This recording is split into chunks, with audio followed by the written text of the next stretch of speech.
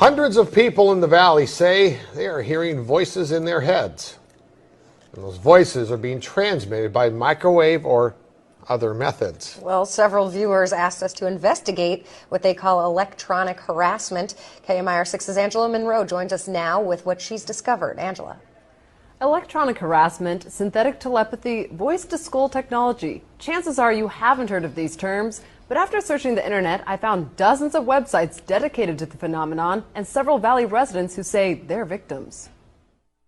How much more can you invade me than to go into my brain? It sounds like somebody else is reading the book, only it's thoughts. We're not having a group hallucination. This is actually something that's happening. These men all live in the area, didn't know each other before the voices started, and say someone is playing mind games with them. Mostly it's a lot of derogatory comments about whatever you're thinking about. Only time I ever had a whole sentence, he said, "This is not about you," which just frosted me. If it's not about me, what the hell am I going through all this for? Kevin Bond says he used to have a normal life. I was living in the San Diego area, I was clerking for a federal judge, and I noticed that I was being followed by a whole bunch of people. According to the websites, what Bond is describing is called gang stalking. He moved to Palm Springs to escape. I started hearing, as you'll hear, hearing voices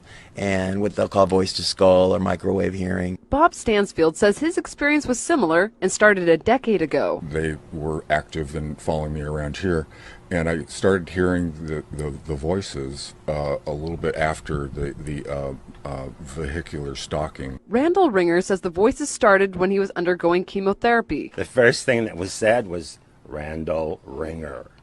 And I sat up straight and I went to into the bathroom, and I looked in the mirror, looked myself in the eyes, and I said, did that really happen? Bond says he's found more than 300 victims locally and is tracking others across the state through billboards. In Johnson Valley, a Freedom House just opened to help people who believe they are being targeted. To many of you who find yourselves the object of covert harassment, that there is hope and that you are not alone, and that we are striving to find legislation and we're working towards freedom for all. Derek Robinson leads a national group called Freedom from Covert Harassment and Surveillance. He says he knows who's playing mind games.